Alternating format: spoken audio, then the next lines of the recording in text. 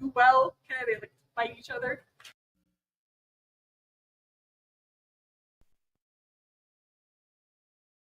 Use it for. And they just look nicer. They get less disease that way. They get less things going in them. So in your landscaping, anything new, think about using triangles. Okay, and like we have a 2-tier system going on in our front yard. We had a bit of a hill, so we tiered it. I did 3 trees in one, 2 trees in the other. Filled it in, keeps people from looking in my yard property. Okay, keeps people out. So it's just a good way. Then you fill in with perennials, you fill in with shrubs, whatever you want to do. So another quick trick. One more for hillsides. A little bit of erosion control, a bit of not erosion control class. I don't have a picture for this. I'll just show you it. Okay. It's easier to show you with this. Okay. Take this. So if you are going to plant on your hill or anything like that, this is the juniper. It's a burly blue. Okay. You can, if you're using anything. A lot of people at the top of their hill like to plant like this, just straight in the ground, and then it kind of curls over, does its thing.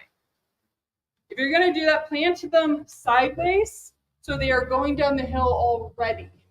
Right? It's easier for them. They don't have to fight and go over themselves and go down. They're like, oh, we need to go this way. We're trained to go this way. So it's okay to plant at an angle on your hill if you want to train things to go down. This is the same thing. If you have a vine, put it at an angle. Don't do like this. It will still live if you plant it straight in the ground. It just takes it a little bit longer to then want to go down a hill or anything like that. Okay? It's heavy. So that's a few tips and tricks with things in your yard as you're planting or anything like that. I have lots more, but that's kind of relates to the class, kind of doesn't. Okay? Stuff like that. Any questions on anything so far? Okay? Yeah. Yeah. Yeah. So pretty. Yes. Okay, so yeah, I guess we'll go into vines and we'll cover ground covers. She's got a cinder block wall. A lot of people do, and they look ugly. They have a lot of heat to them, depending on where they're at. Okay, so she wants to cover them using vines. There's an easy way to do it.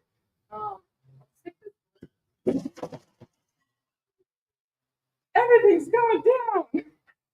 Okay. Figure out this trellis. There's several ways you can do this, depending on what your situation. So this is a Japanese honeysuckle. It's one of your most vigorous, drought-hardy, evergreen vines that you can find. Okay, if we have a really, really cold year, this might lose some leaves. But for the most part, this is a vine that will keep its leaves. It's one of the few, okay? Really bright white flowers with yellow tint, smells really great. It's good for going at hot spaces because it handles that heat. The way to get it to trellis up a wall is you can either trellis it, and you kind of just wrap your vines and have them start training to go up. If you don't have the space for that, you got to pin it to the wall somehow, just to start. So you can either like use a light tape or tie, or just tack a glue or something like that, like the putty stuff if you can make it stick. Some way to pin it to that cinder brick wall to start training it. Once it's trained, vines they follow their training, but you have to take it, kind of pin it someplace, take this other one, pin it as it kind of sends out tendrils to start training it. Otherwise, they kind of want to shrub up if they have nothing to grab onto. They'll just start becoming a big bush, especially this guy. So train it somehow.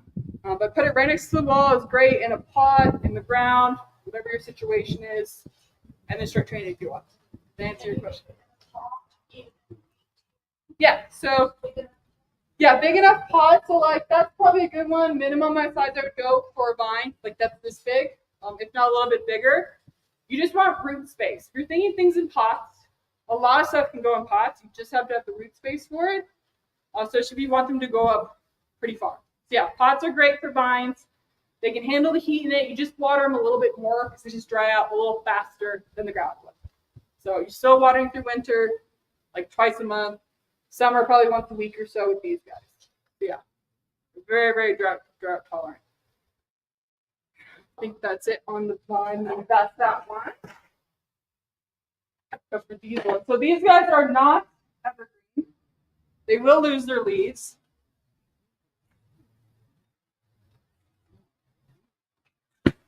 Pull them all out. Keep going forward. Okay. So this one, I don't know if you've been by College Hill or anything, but their wall, as you're looking from the highway, has this. It's Virginia creeper. That it turns bright red in the fall. It's already kind of trying to do that right now. If you check that out at Yavapai in the fall, just look at it. It's beautiful. It's a gorgeous wall. And it's going right up a cinder block kind of type brick situation. They've kind of pinned it and trained it, and then it's just taking over. So that's this guy. Big leaves. Not much of a mess. I mean, anything deciduous is going to make a mess. But it's easy to sweep up. Doesn't hit off seeds. It doesn't root everywhere. It doesn't pop up everywhere. It's good. Contains the space. Okay. If you want to use it on the ground, just train it to go out. It does root as it goes out. So if you're trying to use erosion control, it does great for that. It kind of roots as it crawls along the ground.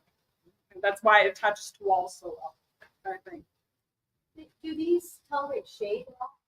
They do. This one can. This one I'd be a little iffy how much shade, because you just run the risk of overwatering it in too much shade. I'll show you some better shade ones for that. Yeah, these are all more full sun, at least 6 hours if you can get it for all this stuff. Deer and javelina rabbits I've never really seen eat these guys. Kind of all of them. I've never seen them touch them. Doesn't mean they won't. This year was a rough year. Deer are eating everything. Rabbits are taking down stuff they've never touched before. It's a dry year, okay? So that it's a resistant plant. Yeah. As you go through these, maybe let me know. I'll do my best. Usually I look that up or say look at check to your vet. I'd have to be more specific about looking it up. That's a lot of plants to learn toxicity-wise, but if I know it, I'll let you know. Okay? But they'd have to eat a whole heck of a lot of this stuff to be toxic for these vines at least. Okay. So Virginia creeper. This is a trumpet vine. This is a yellow. I thought this was one. That's a cross vine. I'll show you in a second. Trumpet vine does great. Just crawls up. They come in yellow, orange, red, any color that you want. Just great for covering up walls that look pretty. If you want a nice bloomer, they're big blooms like this kind of thing. Just have a slightly different trumpeted look to them. Just a little more open. So you just have to go with color that you want. Bugs don't really touch this. I had some thrip, the little insect that got into your roses and peonies this year. They kind of attacked us a little bit. That's not normal. I think it was just the year we had. You can kind of tell. So like the smaller leaves, that's thrip damage. It made things not leaf out. Whereas this side, big leaves, they're a lot meatier. That they didn't get attacked by thrip. So that's how you kind of tell damage. This is growing out of it. Trumpet vine. This is cross vine, tangerine beauty. It's a mix between the trumpet vine and something else I don't remember. I never remember. But it's a mixed vine. Hummingbirds, butterflies love it because they love that big trumpet look to them. It's a lot meatier, I'd say, than this guy. So if you want a thicker look, longer leaves, this is a great one.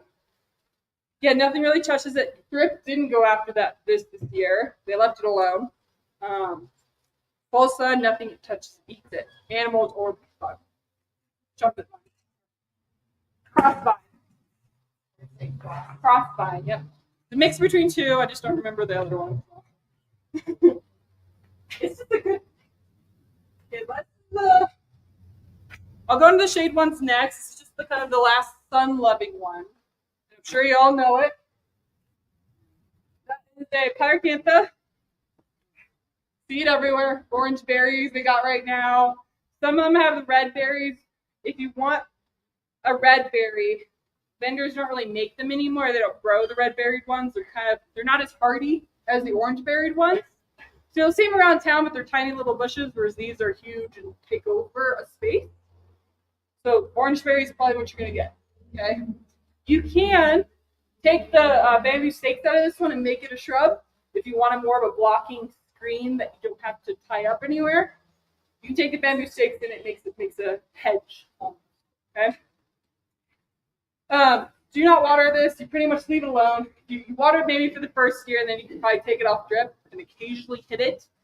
So if you don't want to water anything, this is great. So yeah, top of the hill going down would be great. Yes, Pyrocanthus thorny. So if you don't want anything eating it, or you want to block some kids from going through your yard, and some people do that, this is your plant. But yes, it is prickly. So that's why top of the hill going down, you never have to touch it, you have to care for it. You don't have to trim these guys out. They take care of themselves. That's the caveat, yes. Pyrocanthus.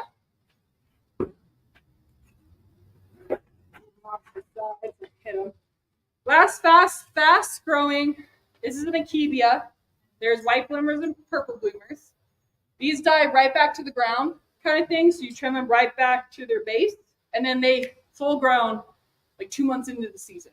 So by like end of May, depending on your year, June, they will be full grown bushes. I have them growing up a wall over a bench. Takes over that bench, almost wants to rip out the wall just with the weight. So I trim it out once in the middle of the season, and it fills right back in. It looks gorgeous. So if you want something fast that not takes over, but fills the space within a season, this is great. And then in the wintertime, it dies back to the ground. You just kind of cut it, and it stays there. So next, Akebia, 5-leaf Akebia, right there for you. These will be out here after the class. So yeah, full sun. You can do some shade because it grows so fast. It can handle that shade a little bit more. Moderate watering compared to the rest of them. So it's just something. I love selling it. People want to fill space quick, and it kind of trains itself. It's so fast that it wants to curl around anything. So if you put one little stick there, it will grow on it and then just take over a wall. Situation. Yeah, nothing eats it.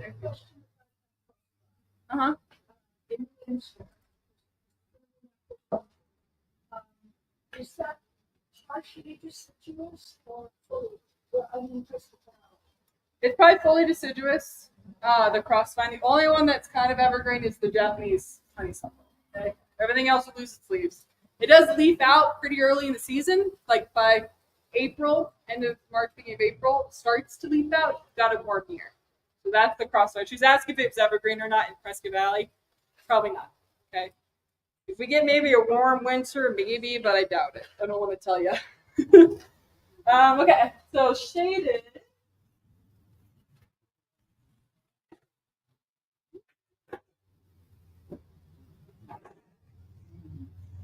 These are your two shaded vines. These are kind of evergreen. Depends on how much sun they actually get. Okay, they can handle sun. Morning, late afternoon, all day, midday in July. Probably burn them out a little bit. Okay, I know there's a myth. My mom and dad like to fight. Like my mom says no sun. Dad says, yeah, full sun, we can do it. I'm more in the shaded part. Okay, we have some growing. We had a willow tree we had to cut down. So that was growing underneath. As soon as it got the sun, it did kind of burn. It does kind of burn every year with that July heat. The rest of the year looks fantastic. So you can do some sun. This is your Boston ivy. English ivy. Boston's a little bit bigger leaf. Traditional, you see it everywhere. Grows up, grows down. Handles it all. Minimal watering in a shaded place. Okay, it holds a lot of moisture in its leaves, so you don't have to water it all the time. Okay. This one's kind of a different look. It's green showers. So smaller leaf, obviously, a little bit thicker because of that. And it just fills out a wall or a space. You just have it grow. New growth is kind of a purple tinge to it, and then it goes to green. I think this one's a little bit more susceptible to burning because it's finer leaf, it's not as thick, so more shade in the afternoon for this guy. But just a beautiful. You don't really see this very often. Not many people have it. It's one of my favorites. Green showers. Okay. Might lose a few leaves in the wintertime, depending how cold we get, but it will keep most of them. Kind of thing. It's just so pretty. It's like a full thing. Imagine that growing on the trellis. Okay. It's just so pretty. Shaded vine. Doesn't mean this stuff can't grow in it. You just gotta really watch your water if you're gonna do that. They can lead to fungal problems if you keep all this stuff a little bit too wet. That's the only thing with those. Any questions on vines? That's kind of vines type thing. It will keep its leaves. Yeah.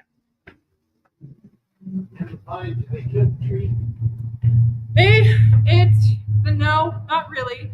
Then for roots, so he's asking if a vine grows up a tree, will it kill it? Just watch which vine you're using. Okay, you don't want to use a thick like Akebia, probably not. But all the others would do great. The root system will not choke out the tree's root system, and your watering won't really affect the tree because you have to water vines a little bit more often. It's not going to overwater the tree as long as the tree is established. So I'm guessing. So another question, maybe?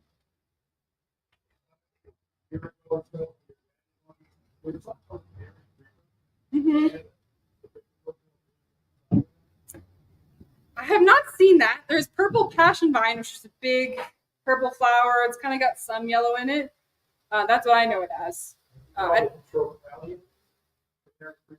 haven't had that in a few years then, because I don't know it. But a lot of vendors kind of switch over the products and stuff, so I haven't seen it. Try back next year, see if I can get it. But purple passion vine, if you want like a big flowered one that's full sun, that would be a good one. I only carry it in summer, so I just don't have it to show you. Okay, I'm going to go into ground covers. Before kind of segueing into the ground covers, yeah, we're talking about vines being down trees. What about ground? I've got like 25 covers vines, and I worry about taking up the water. Yeah, so vines aren't bad for trees, and ground covers aren't bad either. They won't take the water from the tree because they don't need. I mean, your trees are probably deep watering those natives like maybe once a month, if that. So you just want to top water lightly, and it's not enough to damage the root system because you're not watering deep enough to keep it moist. Kind of thing. So they're great for it. The only thing you have to actually watch for the ground covers is because of the needle drop on those big ponderosas, big pinions. You kind of have to go through and clean it out a little bit because otherwise it'll start choking out your ground covers because they can't breathe. So you don't need to do a lot of work. Just kind of keep the top off the ground covers, and they'll do great. Okay. Hey, ground covers. Let's start with the shaded ones since there's not too many.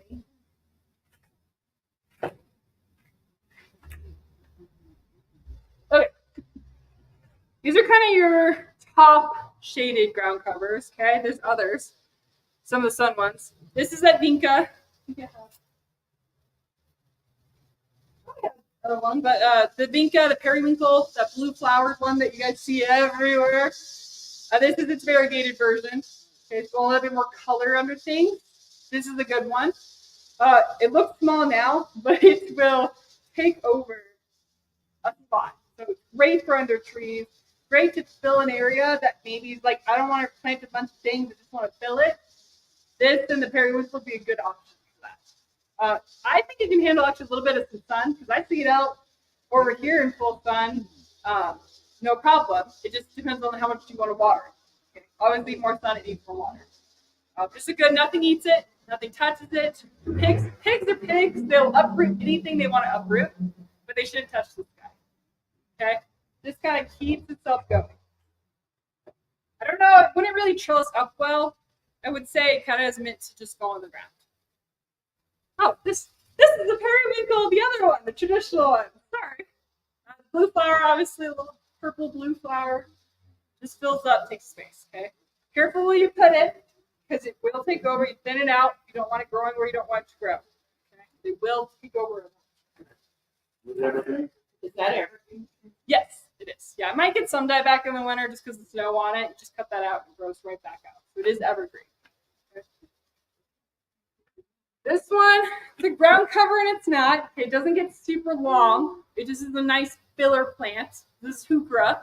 Comes in so many different colors, like 20 different colors. Okay, you got lime green, orange, red, dark purple. I pulled this one because it's real nice. I do find, and I don't know why, that the pigs tend to leave the dark colored ones alone. They tend to like for the lime green, bright ones they go for whatever reason. They don't tend to go for the dark ones. I don't know why. It's just something I've been seeing. But heuchera kind of is a nice mound. Unless we have a really cold winter, it does kind of stay evergreen. If we do get a winter, it'll just die back to the ground and come back next year. It kind of depends on the season. but great for shade under trees. Perfect if it can handle that kind of environment. What's it called? Heuchera. Look at it afterwards. How do you spell that? Heuchera. Oh, okay. Yeah, lots of different names. So that's kind of your top shade, filler, ground cover plants kind of thing. Okay? The rest of them are all full sun. We can talk about whether they grow in shade. They can do it. It just depends on water. This, if you guys have been up to the mall at all, like right across the Wildflower, these are growing just right over that hill. They're a beautiful example of what these will look like full grown. So if you ever go by the mall, check that out. Right across the Wildflower. I'll say what it is in just a second. Looking for another counterpart.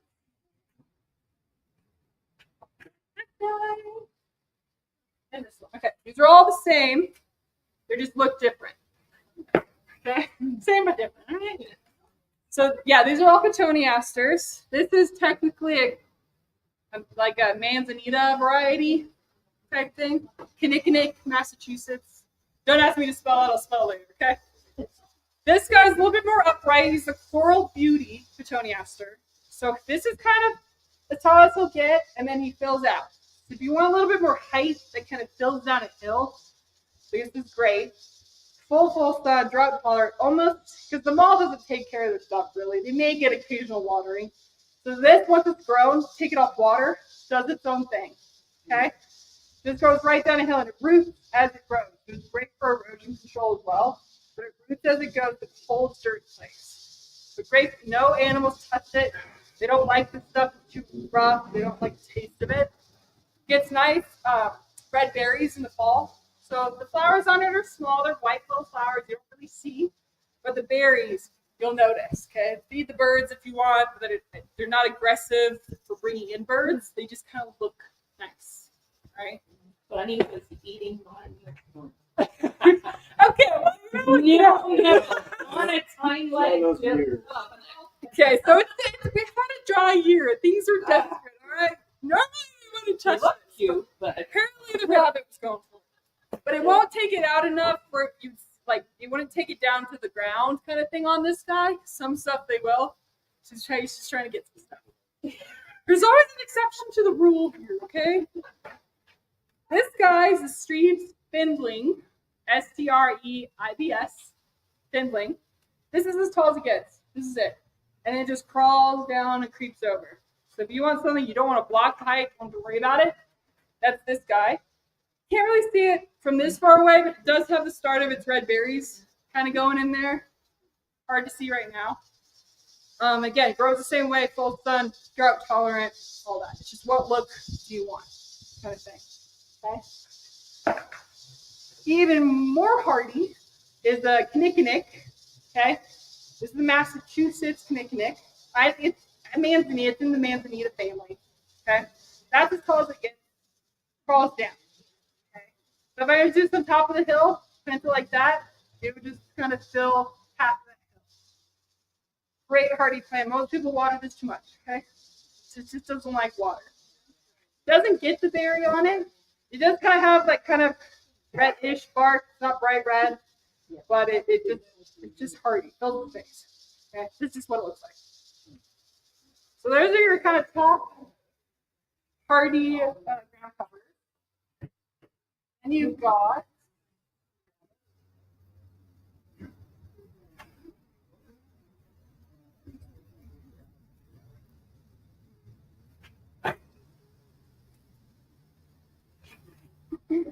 I already pulled this one out, but I'm going to do it again. Okay. These are all kind of junipers. I know people are allergic to junipers. These guys don't give off that much pollen you're going to notice. The ones that give off those allergies that you see are those big juniper trees. They're orange. It's like orange in the spring. Those guys are the ones that cause the problem for everyone. You're never going to get away from them. We're living juniper country. We're surrounded by the forest of junipers. So having these in your yard are not going to cause you the allergies that the big guys will. And I guarantee you there's 3 or 4 in your area alone in other people's trees, yards, okay? you're not going to really get away from it. So people are hesitant to plant junipers because of the allergies. That's usually the males. Okay, they are going to give off the pollen. The females don't, and we tend to only get the females. This is kind of how the growers grow it. They take a rootstock of the ones they want. Okay, so we don't usually get the males, which is nice. These are all different versions. This is the Japanese garden juniper. Okay, this is as tall as it gets. It's kind of, if you have like an Asian yard you're going for, this is a great one for that. Kind of has that look. Real tight needles, real tight plant. Just crawls down. Okay, so 1/2 foot by like 6 feet wide. Okay, grows far. Do not top water any evergreen. I know most stuff's on drip, but if you're hand watering things at all, don't top water it. Our water will kill out the tops of these plants because our water is so salty, it will just burn the plant and you'll have stench of death. Okay, so if you can drip, if you're on a hill and you have it drip, goes up top, by the way. So you say that way it runs down. You put it down here, water will never get to that plant. Put it on top. Anywhere else, just put it under if you can. That's great. Okay, just no top water these guys. This is a sea of gold juniper. Looks a lot prettier in the summertime. When the sun gets to it, it's just bright gold. Wintertime, it goes a little greener like this. Okay, a little taller. It's kind of a 3x4 ground cover, but not. But it gives you a different option than that green that you see everywhere. Okay, wintertime's all just green. You want some color in there. This gives it to you. Okay, this is the color it's supposed to look. It's not iron deficient or anything like that. Okay. Sea of gold juniper.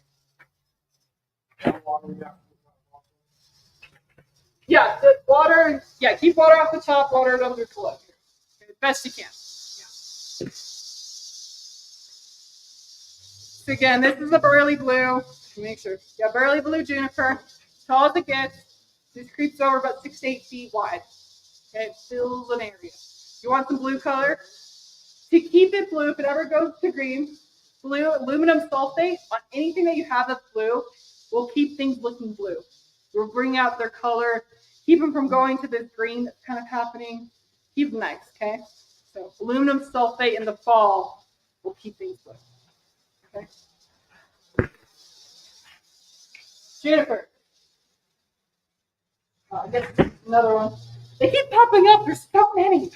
This is the alpine carpet. It's a little bit more open, a little bit more, just a different look. It's not as full as these guys. It gives you something else that no one really has. These aren't super popular. I don't know why. I think they're just newer to the market. This is as tall as it gets. Fills out 6 to 8 feet. All these kind of get 6 to 8 feet besides the seed. Okay? It's kind of a different look. I like it. I think you get. Nope, that's it. I thought I got berries. What's the name of that again? Alpine carpet. All right, that's it on kind of your juniper ground covers. Then I'll go into some more softer looking ground covers. These guys are not, what I'm going to talk about, are not deer resistant. Deer will eat these if you have deer. You have to be careful where you put it.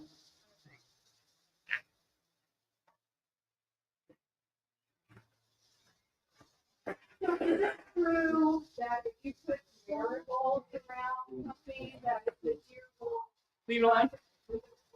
I always hear Yeah, not really, because they'll just step over it. They might keep like pests out, like the little aphids or some things, but I think that's kind of a myth for here. I think things are too desperate. For the marigolds around, bordered around things, I find that this year that didn't work at all. Some years maybe. Deer will just step over. Okay. So these two are in the euonymus family. Okay, EOUNYMOUS. Euonymus. This is the sunrise winter creeper. Okay, a little bit thicker leaves. Kind of gets more like 2 feet, so it will go up a little bit by 5 feet, 5 to 6 feet. And this is just what it does. This is it year round. Doesn't do much besides give you color. Okay, but if you want color in winter, this is a good.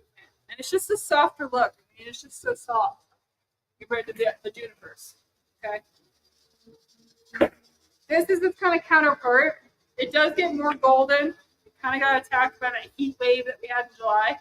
I couldn't keep anything watered enough. Things just kind of burned. This is the emerald and gold winter creeper. There's so many varieties of winter creeper you want to miss. You'd be surprised. Okay, pick one that's your favorite. Obviously, it's a smaller leaf. Same color kind of thing, just smaller leaf. Okay. If these do not get enough sun, they might revert back to green. I don't know if you kind of see it on this side. It is trying to revert back to just straight green instead of the variegation. That's why they need at least 4 to 6 hours of sun. To keep that variegation, you need more sun. I think, okay? If you do have one strand that's coming out straight green, the rest are gold, just cut it, and it will force it to throw off a new strand that is variegated. Okay. Winter creeper.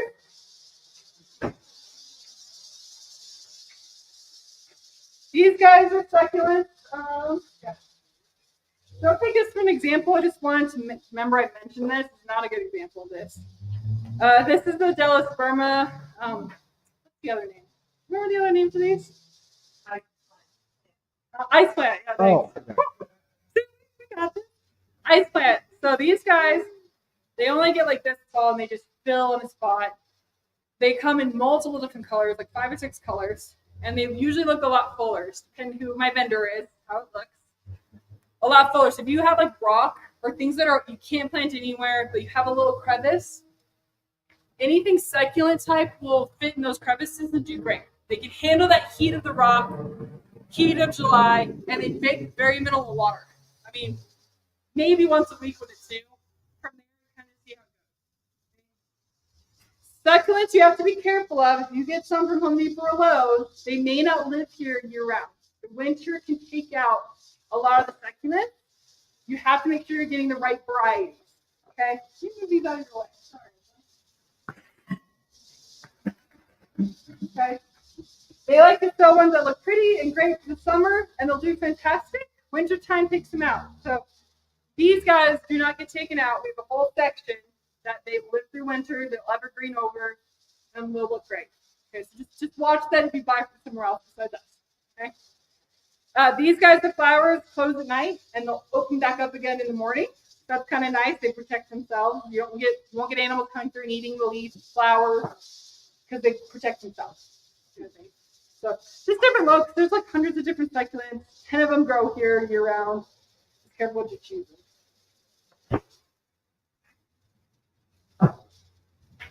These are in the herb, but they are perennial, evergreen. I'm sure you know these, rosemary and lavender.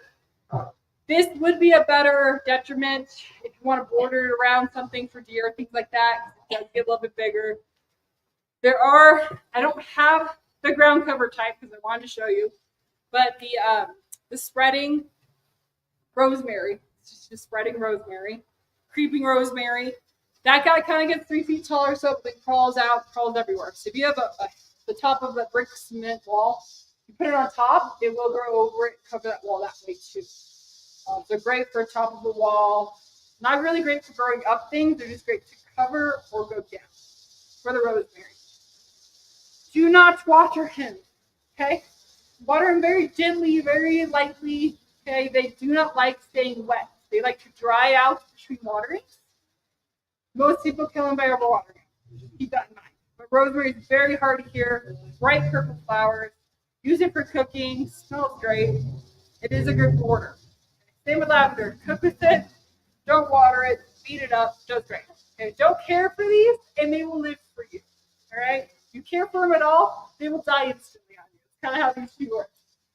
But great as an herb smeller. It keeps things out of your yard. Smells just looks nice year round. Okay, but besides these are my last 2 things. Perfect. I get talking at these things. I'm going longer. I used to get this done in half hour and go, how do I fill my time? So forgive me. All right, if you want something pretty, it does have thorns, but that looks nice. Here, these are carpet roses, not traditional regular roses. They're carpet roses. 3 by 4, so kind of a small shrub, but they like to grow out. This is the amber one. Kind of turns two-tone color. This is the pink one, kind of thing. Deer, if you have deer, they might go for them. They like the bigger flowered roses more, but they will maybe try these. So don't do it if you got deer. will protect them. Very low water, full sun. Just a great alternative if you want some color. These are, I don't think these are evergreen. They will kind of lose some leaves. You just trim them lightly and they'll come right back. They're very hardy. For here. Carpet roses. Not much to say. Roses are roses. Not much. They're just crazy around here. Super pretty though. And they kind of deadhead themselves. You don't really have to deadhead them. They kind of take care of themselves. Which is nice. Because I hate deadheading roses. It takes too much time. I'm over it. Right? They're pretty. I'm over it. I can do more stuff. Are there any questions with kind of ground covers and vines? Mm-hmm. Yeah. I saw that there's a thing on pergola. Yeah. No, so portulaca, it's a beautiful summer plant. In the winter, will kill it out. So it grows fast here. It's kind of a rock rose. You guys know that too. Or moss rose. Bigger flower, vine, succulent vine, loves the heat, throw it out and anything grows fast. The winter will kill it out. Just watch where you put it. It's not a permanent thing. So ice plant's better for it. Yeah, so you can plant it around here. It just depends on how hard you want to work. So, yeah.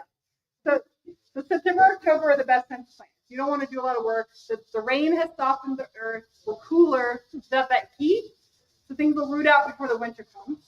You can plant in winter here. You just can't dig in the ground. That's the problem. So we only freeze like a foot below the ground.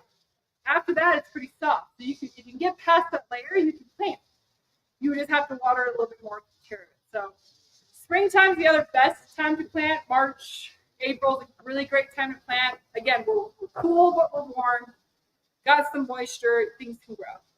So those are kind of your best 2 times, but every other time you plant, just summertime planting takes more water, takes a little bit more root and grow, but you can do it. Okay. I got a lot more things in May and June than I do beginning end of season, as you can tell. If you want to grab some things, you can still plant them in the summer. I don't have any right now. That's more of a spring, summer thing, but Cecilbrunner, the ladybanks, I think they also got tombstone rose. They all are great climbers. I think the ladybanks, I think the Cecilbrunner are evergreen, so they'll be green year round. Great for arches, great for filling a space, kind of thing. If you go to Jerome, they have a really great example of that tombstone rose. I mean, they're kind of everywhere on their main pathway. They got roses, but take a look. If you ever go to Jerome, they got a great example of a climbing rose. But yeah, they do great here. I just don't know. Just spring. End of February, beginning of March is when I get my climbing roses, by the way. If you want one, come in then. Because they look the best. They can handle our cold weather. And they're kind of blooming at that point. So I'll have them. That's why I carry them early in the season.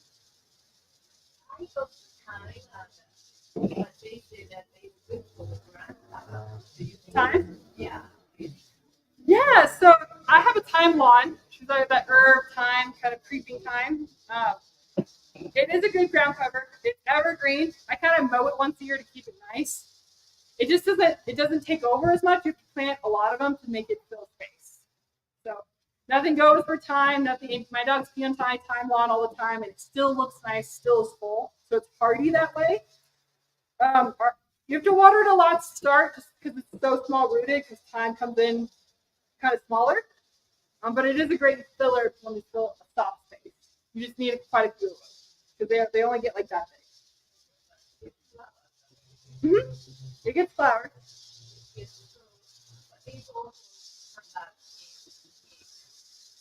Yeah, springtime is when I'll get them again. My herbs are just getting hard to find at the moment, so we'll get it back in early spring. Yeah. Anything else? Okay, one thing. Yeah. I've got a hill of honeysuckle. Okay. And what can I use to fertilize? I can't get it to grow. 2 things. If anyone comes to my classes, I always talk on this. This is our top fertilizer. This is all-purpose 744. This is a great year-round to keep it kind of nutrient year-round. Okay. Halloween's kind of your next season coming up. If you haven't done it, do it. Halloween, New Year's, Easter, and 4th of July. Mother's Day. Mother's Day. I was like, Easter, Mother's Day. I don't know. Mother's Day. Thank you. You've been here all the time.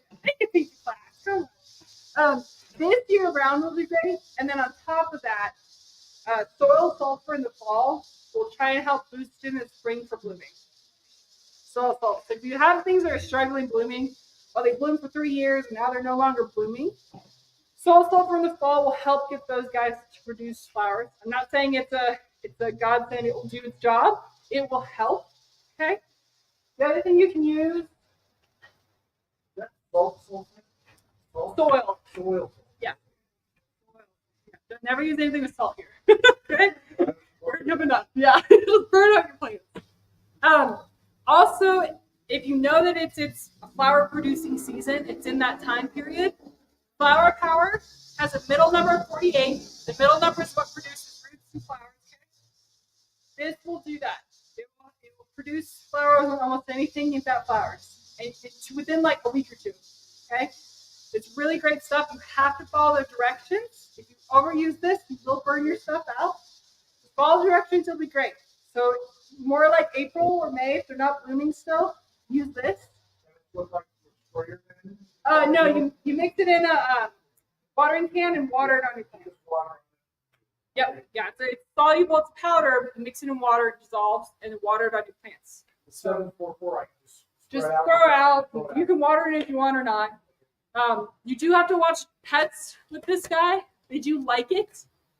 If you mix it in your dirt or water it in, it shouldn't be a problem. I may have to eat a whole heck of a lot of it, but you do have to watch your animals around this. Okay. My lab got into it, ate like half a bag. He threw up. That's all he did. So it's not going to kill your plant, but they do want it. Okay, especially your food-loving animals. Okay. So you can use it on that. So vegetables and fruits you can use it on. I do have a fruit and vegetable fertilizer that has that calcium, extra calcium, which is better for fruits and vegetables because it makes it a bigger fruit, more flavorful fruit. So that's probably better. But if you want to just buy one bag, buy this one and use it on everything. This guy is all natural. It does have the bone meal and the minerals in it that make it non-organic, but it is all natural. The fruit and veggie is organic. It doesn't have those minerals in it. It is fully organic. Yeah, watch your pets on both of them, okay?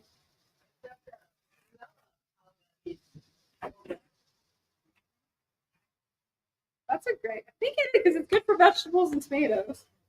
I just don't know if it's certified organic because that's very expensive to pay for certified organic things, okay? But it is all natural. It's not going to get into your fruit or anything like that.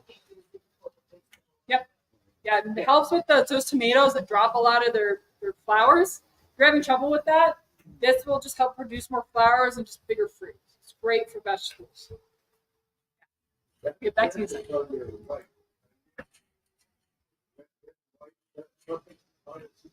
Yeah, I didn't really want to talk about it. So this is the mandevilla. It's a great summer vine. The winter will kill it out. Maybe if you put it under an alcove up against the house, possibly it'll live, but usually they die out here. But great for summer. They will fill a spot over the course of summer really fast. It just does that. So it blooms all summer, blooms until maybe November, depending on when we get our first freeze. Okay? They go a long time. But mandevilla comes in yellow, orange, whatever you want. Yeah, they love it. You've got the trumpeters, the butterflies, hummingbirds, and all that. Mulch. Yeah. Is that the kind that you put in the soil or the kind you put on? So our mulch is compost, our compost. So you mix our mulch in the soil. So it's not like that bark where you just throw it on top. You can if you want.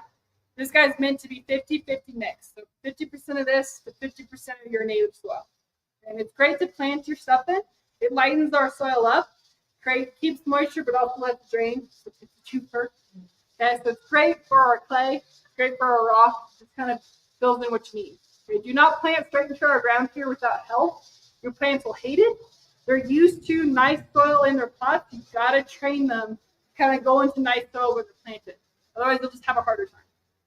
Okay, that's a quick version there. Do not use our mulch in pots. You will burn out the roots on your stuff instantly. You have to use straight potting soil for pots. I know that kind of seems self-forward, but people have tried that. Don't do it. Just straight potting soil for pots and anything. Okay. You can fill up your pot with rock or some sort of filler if you want. I don't really like rock. You can. Otherwise, just straight potting soil. Okay. Just throw that up. Anything else? Okay. Cool. Thanks, guys. For showing up. Appreciate it. No problem.